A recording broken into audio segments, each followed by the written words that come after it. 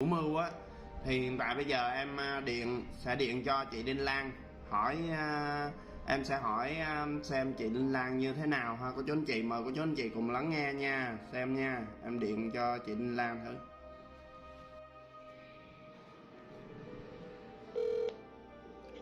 Alo, chị Đinh Lan hả? Dạ, khi nãy thì em thấy gọi là cái đơn mà triệu tập mà bên phía tòa án Bình Dương người ta họ triệu tập chị, thì theo chị là như thế nào? Trời ơi, cái đó là làm theo sự chỉ đạo ngoài bộ đó em. Bây giờ á, em biết không, cái vụ án mà bà Nguyễn Phương Hằng á, thì hiện tại bây giờ chỉ có 6 người được xử tại Bình Dương. Đó là nhà báo Đức Hiển, nhà báo Hằng Ni, ông Huỳnh Minh Hưng là ca sĩ Đàm Vĩnh Hưng, bà Đinh Thị Lan và ông Khương Dừa với ông Điền Quân. 6 người được xử tại Bình Dương. Nhưng riêng cái hồ sơ của chị lại của thanh tra Bộ Công an gửi về cho công an quận 3. Công an quận 3 thấy vụ án này lớn quá chuyển lên cho công an thành phố Hồ Chí Minh. Thì công an thành phố Hồ Chí Minh chuyển về cho Bình Dương, thì Bình Dương thụ lý ở Bình Dương chỉ có 6 người thôi, còn tất cả giới nghệ sĩ khác thì đều xử lý ở thành phố Hồ Chí Minh. Những cái đơn khác thì xử lý ở thành phố Hồ Chí Minh. Nhưng mà bây giờ không bắt bà Hằng được về cái tội là làm nhục và theo điều 155, 106 của Bộ luật hình sự được, mà chỉ phạt hành chánh thôi, chửi nhau trên mạng giống như Long Ngô vậy đó, phạt 7,5 triệu thôi, không có sao hết. Nhưng với chị thì bắt được về trong cái vụ Mai Xuân Cường là nó vu khống cho chị là chủ mưu trong vụ bắt cóc bé Huỳnh Hằng Vũ với cái trị giá là 2 triệu đồng.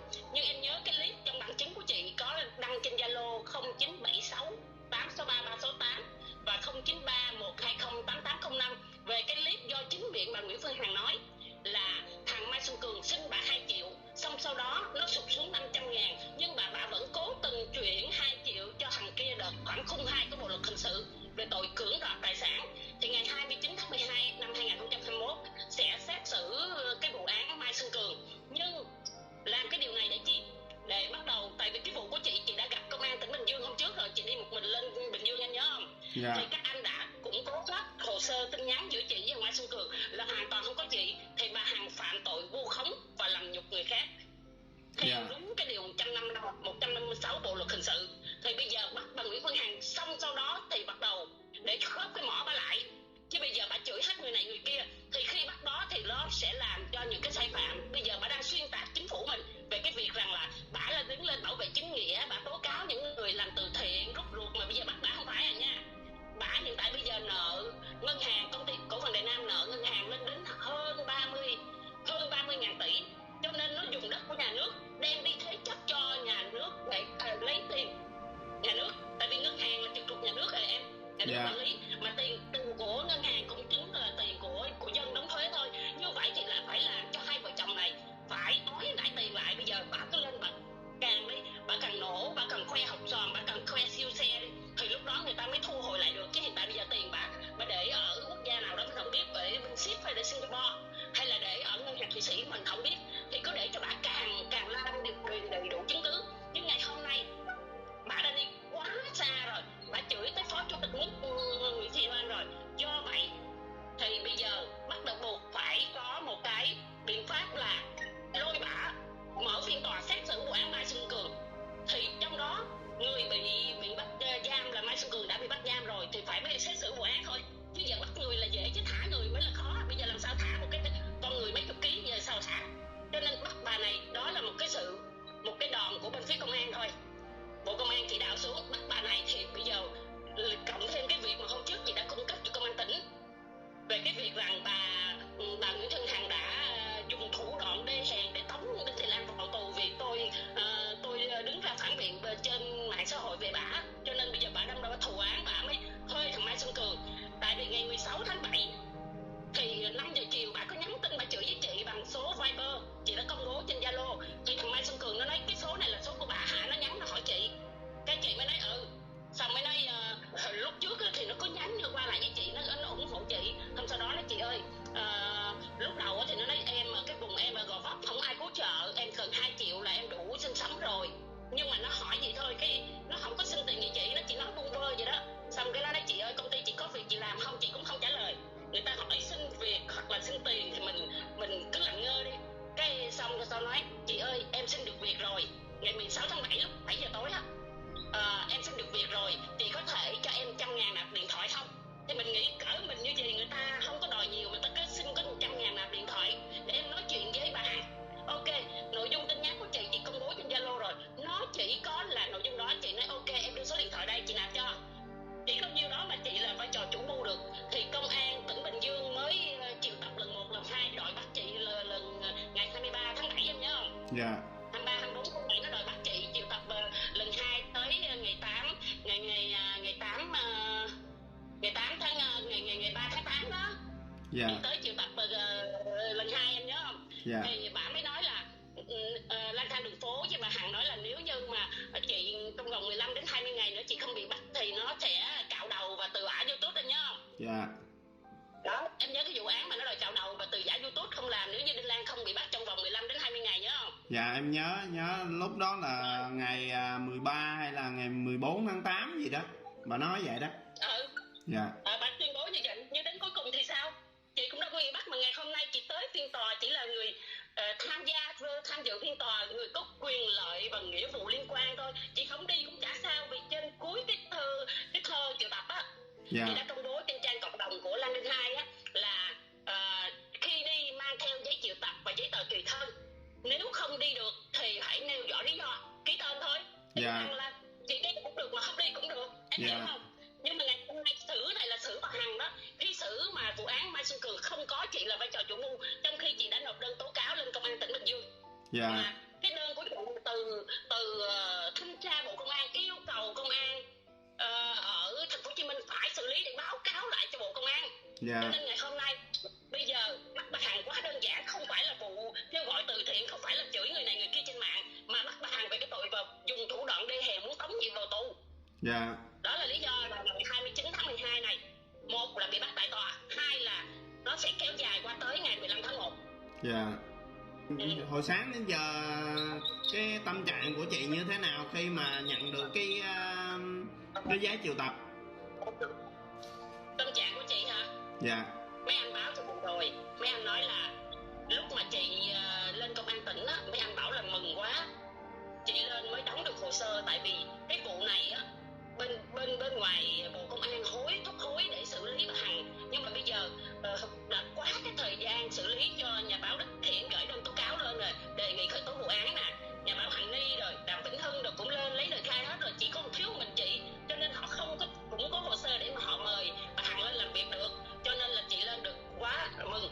Nhưng mà ngày hôm nay nữa thì mấy anh báo rằng không xử lý bà Hằng được với những cái trò mà chửi nhau trên mạng, bất quá phạt hành chính thôi, tăng nặng thêm, vi phạm lần 2. Ở Bình Dương chưa có bị một cái phạt nào nha em, ở thành phố Hồ Chí Minh nó mới bị phạt 7,5 triệu, thôi, Bình Dương chưa phạt lần nào. Thì bất quá Sở Văn hóa Thông tin phạt 7,5 triệu, nhưng nói chuyện vô cũng có hồ sơ để phải lấy vụ án Mai Xuân Cường để mà gắn vô. Thì vụ án Mai Xuân Cường là bên thủ cho một, khởi tố bên tòa của thành phố để tòa tỉnh nó lấy chứng cứ đó để mà chứng minh được là chị là vô tội rồi. Dạ. Em hiểu không? Chị đang quật ngược bà tố cáo chị là chủ mưu trong vụ bắt cóc bé Huỳnh Hằng Vũ. Dạ. Thì ngày hôm nay chị đang tố cáo ngược lại bà vu khống và dùng thủ đoạn đe dọa muốn tống tôi vào tù trong vụ án Mai Xuân Cường, là tại vì không bao giờ có cái chuyện tôi chủ mưu kêu chuyển 100.000 chỉ để bắt cóc, đe dọa bắt cóc thằng bé Huỳnh Hằng Vũ được. Dạ, cái câu chuyện em thấy là nó rất là tào lao, mà làm gì mà ai mà đi tống tiền 100.000 bó tay. Cho nên là bây giờ thì may mắn là có vụ Mai Xuân Cường mới cứu được toàn bộ. Chị nói một câu mọi người cứ tưởng đâu là chị tự cao tự đại, chỉ có chị mới đưa bà Nguyễn Phương Hằng vào tù được, làm sao phải không? Vì bà phạm tội vu khống và dùng thủ đoạn đê hèn làm nhục người khác. Thì trong vụ án Đinh Thị Lan và Mai Xuân Cường thôi, hoàn toàn không bao giờ những cái vụ mà chửi nhau trên mạng bình thường em, cái đó chỉ là diễn hề cho mọi người vui thôi đó. Nhưng mà thực sự khi bắt bà Nguyễn Phương Hằng xong thì bắt đầu để cho bà la, chứ bây giờ bắt ông Dũng trước á thì ngoài này bà la làm sao? Em hiểu không? Bà la, bà nói bà tố, bà ngủ với ông quan chức này, ngủ quan chức kia, bà đưa cho cái thời mà cấp đất cho ông này từ những cái thời chủ tịch cũ rồi. Chị nói chữ chủ tịch N ha, chị nói chủ tịch N là em biết là chủ tịch gì rồi ha. Từ thời cũ đã cấp cho ông cái này, thì ngày hôm nay chẳng lẽ xử lý lôi những cái người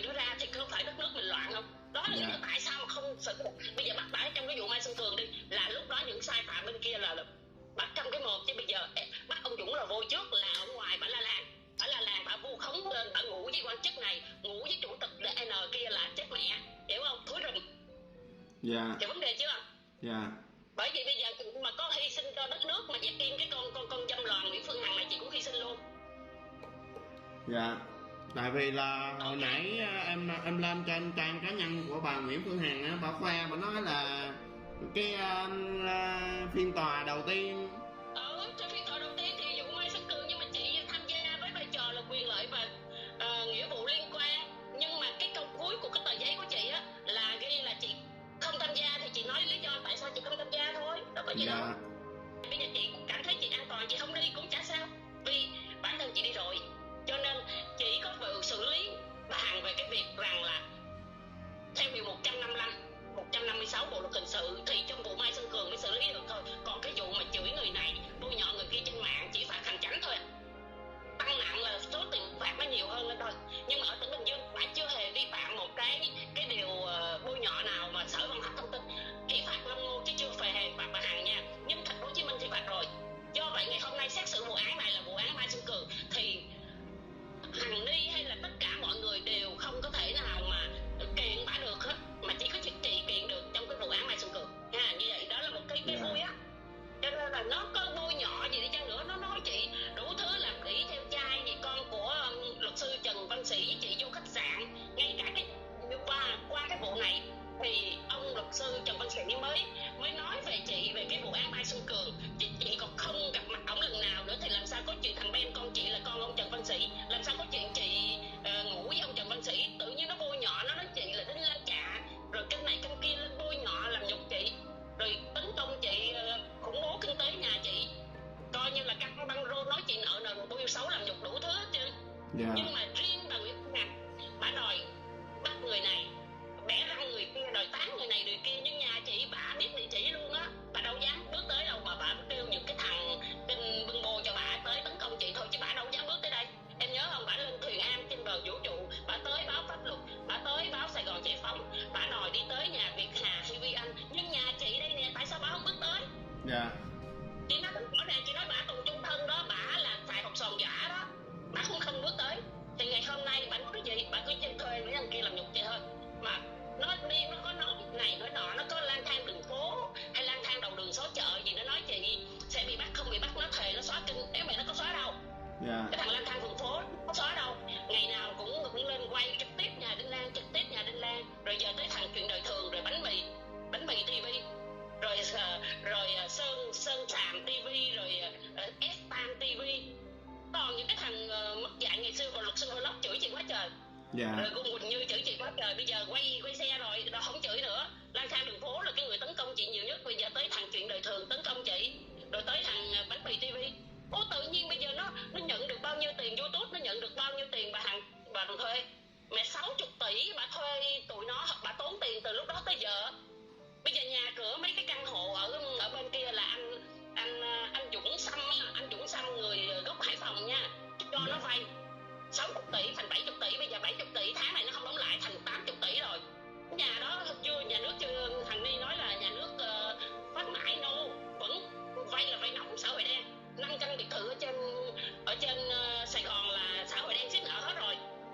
Tất tiền đâu ra. Còn cái chiếc xe mà Rolls Royce màu hồng á là ở bên cái gara ở bên quận Tân Bình nè, đang chào giá bán 19 tỷ nè. Đang chào giá 19 tỷ, bán mỗi lần bà muốn livestream á, bà phải thuê là 10 triệu đồng một giờ đó. Nhưng mà bây giờ không thuê nữa rồi, bà chạy chiếc xe Toyota cũ mềm á. Còn đóng hộp sòn giả chị biết từ lâu, chị công bố từ lâu rồi. Rồi em cảm ơn chị nha. Là rất là mừng. Chúc chị nhiều sức khỏe và bình an nha. Ok chị nha. Rồi em cảm ơn chị. Rồi cô chú anh chị vừa nghe xong những lời của chị Đinh Lan nói á, thì chị Đinh Lan vẫn yên tâm. Nói chung là chị Đinh Lan không có hề gì là mà lo sợ về cái quyết định mà triệu tập của bên tòa án cô chú anh chị đó. Thì cảm ơn.